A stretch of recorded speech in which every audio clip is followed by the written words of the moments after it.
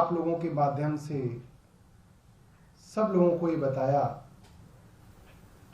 किस तरीके से भारतीय जनता पार्टी ने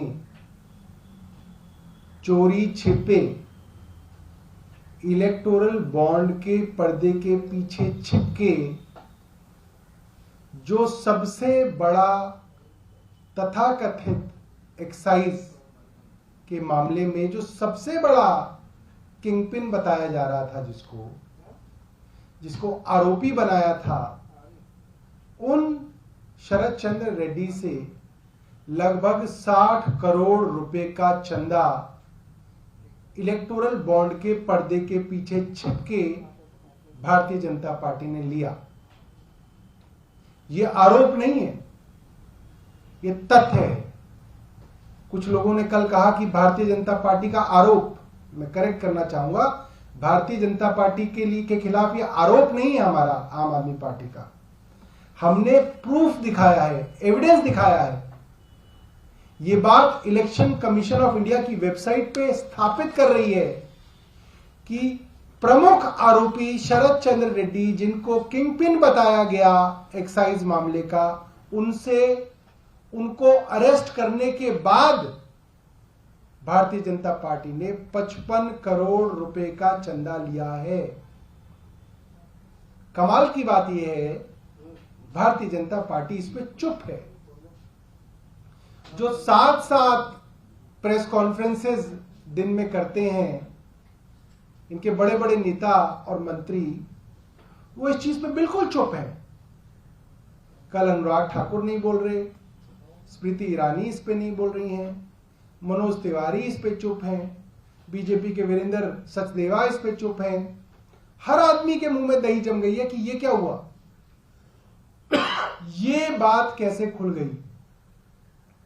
अखबारों में भी आज छपा हुआ है, इलेक्टोरल बॉन्ड में भारतीय जनता पार्टी को एक्साइज मामले के प्रमुख आरोपी से 55 करोड़ रुपए का चंदा, उनके आरोपी बनने के बाद, जब ये बात ईडी और केंद्र सरकार ने खुद कही है कि ये पीएमएलए के आरोपी हैं, यानी कि इन्होंने मनी लॉन्ड्रिंग की है, यानी कि रोज भारतीय जनता पार्टी के प्रवक्ता जिसके नाम को रोज बता रहे हैं कि शरद चंद्र रेड्डी ने 100 करोड़ रुपए मनी लॉन्ड्रिंग द्वारा आम आदमी पार्टी को दिए, जिसका नाम वो खुद रोज गुणगान कर रहे हैं, उसी आदमी से इन्होंने 55 करोड़ रुपए उनका गुणगान करने के बाद ले लिए। और भारतीय जनता पार्टी इस पे चुप है। अखबारों ने जिन्होंने खबर छापी उन्होंने भी लिखा, BJP did not comment on this story. ये अखबारों में छपा हुआ है। क्यों भाई, आप लोग तो नैतिकता के पहाड़ पे चढ़ के अरविंद केजरीवाल को गालियां दे रहे थे अब तक, अब आप चुप क्यों हो गए? हमारे 3 सवाल हैं भारतीय जनता पार्टी से। मुझे पता चला कि बहुत शौक है वहां पे प्रेस कॉन्फ्रेंसेस करने का, तो मैं निमंत्रण दे रहा हूं भारतीय जनता पार्टी को कि प्रेस कॉन्फ्रेंस करें और इन 3 सवालों का जवाब जो है वो अपनी प्रेस वार्ता के माध्यम से दें, ताकि लोगों को भी पता चले, अखबारों को भी पता चले, अखबारों में छपे। तो सवाल क्या है? भाजपा शरद चंद्र रेड्डी को कैसे जानती है? ये रिश्ता क्या कहलाता है? मनी लॉन्ड्रिंग के आरोपी को भाजपा कैसे जानती है? भाजपा का कौन सा नेता इनसे मिला, कब मिला, कहां मिला, क्या बातचीत हुई? कुछ तो बातचीत हुई होगी कि भाई हम आपको 55 करोड़ रुपए देंगे, हम आपसे लेंगे। ऐसा नहीं है कि कोई आपके अकाउंट में ट्रांसफर कर दे और वो आ जाए, नहीं। इलेक्टोरल बॉन्ड बाकायदा फिजिकली दिए जाते हैं पार्टी को, और 50 करोड़ रुपए के बॉन्ड किसी को दिए हो तो ऐसा नहीं है कि कोई आपके दरवाजे पर रख गया और सुबह सुबह बीजेपी वालों ने दफ्तर खोला, अच्छा बॉन्ड पड़ा है, ओहो। बाकायदा देके गए होंगे किसी मंत्री को, किसी अध्यक्ष को, और फिर बाकायदा उसके लिए बैंक के अंदर स्लिप भर के भारतीय जनता पार्टी ने शरद चंद्र रेड्डी के बॉन्ड को एनकैश कराया है। ऐसी छोटी बात तो नहीं है। 20,000 रुपए का गुप्त दान कोई दे गया, हमने रखी हुई थी मंदिर के बाहर दान पात्र, उसमें कोई डाल गया, ऐसा नहीं है। ये तो प्रॉपर हुआ है। तो ये रिश्ता क्या कहलाता है, भारतीय जनता पार्टी बताए। दूसरा, भाजपा ने शरद चंद्र रेड्डी से उसकी कंपनियों के माध्यम से लगभग 60 करोड़ रुपए क्यों लिए?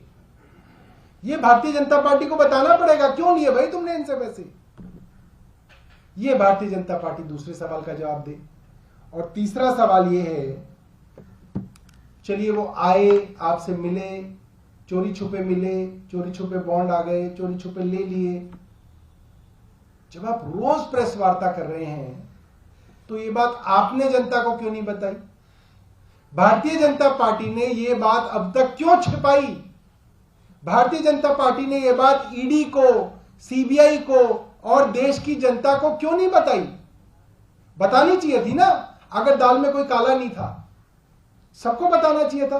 तो हमारे 3 सवाल हैं। पहला, कि ये शरद चंद्र रेड्डी को कैसे जानते हैं, कौन सा नेता मिला, कब मिला, कहां मिला, क्या बातचीत हुई, ये बताएं। दूसरा, इन्होंने इससे 60 करोड़ रुपए क्यों लिए लगभग, क्योंकि पूरा पैसा 59.5 करोड़ रुपया। और तीसरा, इन्होंने ये बात जनता, ईडी और सीबीआई से क्यों छिपाई?